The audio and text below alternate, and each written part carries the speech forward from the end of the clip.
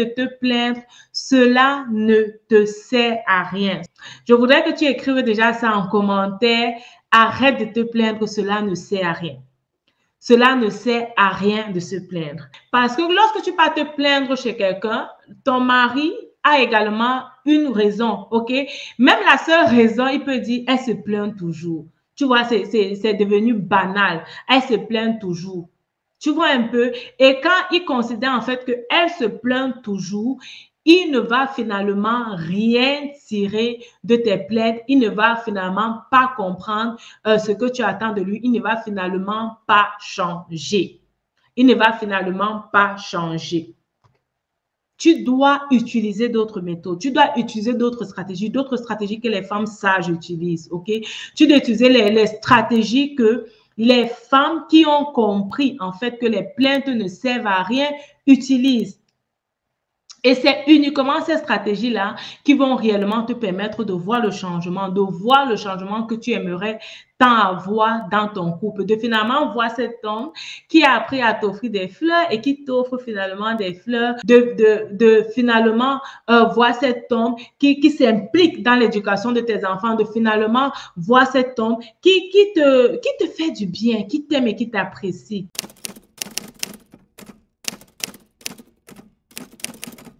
Tout ce qui est élevé, tout ce qui est loué est ce qui est apprécié.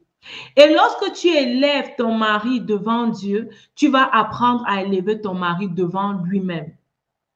Ça ne va pas s'arrêter seulement devant Dieu, mais ça va devenir aussi pour toi une habitude et tu vas commencer à élever ton mari devant lui-même et le changement que tu voulais voir va commencer à s'opérer comme par magie, ok? Le changement que tu voulais voir va commencer à s'opérer comme par magie. Pourquoi je te dis que ça va commencer à s'opérer?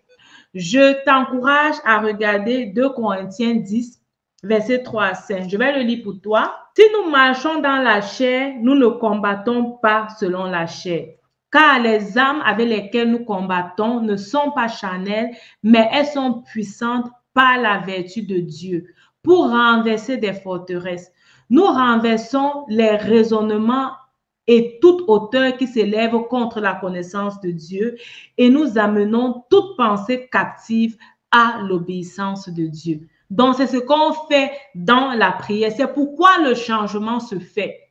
C'est pourquoi le changement se fait parce que tu ne combats pas charnellement. C'est quoi combattre charnellement? C'est toujours se plaindre, insulter, mal se comporter, sortir, frapper la porte, ne pas faire la cuisine parce que tu es fâché, tu boudes et après le soir qui veut venir vers toi, tu le chasses. Ça, c'est tout ce qui est charnel. Ça, c'est tout ce qui est charnel.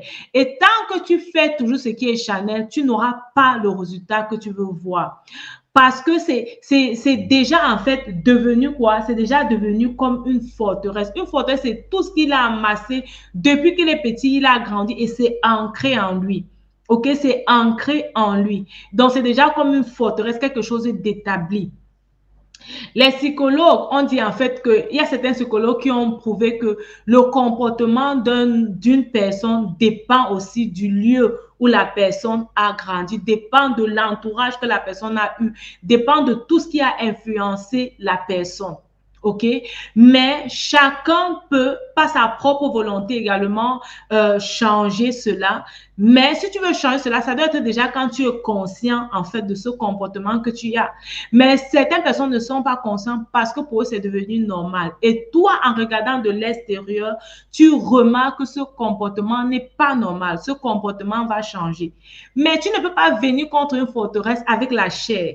Tu ne peux pas venir contre un arbre qui est déjà penché avec la chair, ok, avec les plaintes. Tu as besoin de venir quoi, avec les armes spirituelles, avec les armes que Dieu te donne. Et ces armes, ce n'est pas venir dans la prière, commencer à te plaindre, parce que ce n'est pas ce que Dieu attend de toi. Ok, ce n'est pas venir commencer à te plaindre. Mais c'est réellement de venir avec la vertu de Dieu, avec la connaissance de Dieu, avec la sagesse de Dieu, pour pouvoir renverser la forteresse. Et tout ça se passe dans une attitude de gratitude aussi. Donc, comme j'ai dit, arrête de te plaindre. Tes plaintes ne servent à rien. La preuve, depuis que tu te plains, il n'y a pas eu de changement. Ce n'est pas parce qu'on n'entend pas, mais c'est parce que c'est devenu une musique. OK, qu'on entend tous les jours et on commence à s'y habituer. Et d'autres même vont même chanter la même musique que toi. On va dire, on connaît déjà en fait le refrain, on connaît déjà ce que tu vas dire, on connaît déjà les paroles que tu vas utiliser. Quand quelqu'un connaît déjà ce que tu vas dire, il connaît déjà les paroles que tu vas utiliser, mais il ne change pas. Tu crois qu'il va changer quand? Il ne va pas changer. Il ne va pas changer. Tu es réellement, uniquement en train de perdre ton temps. OK? Tu es réellement et uniquement en train de perdre ton temps. Porte-toi bien et que Dieu te bénisse. À la prochaine. Bye bye.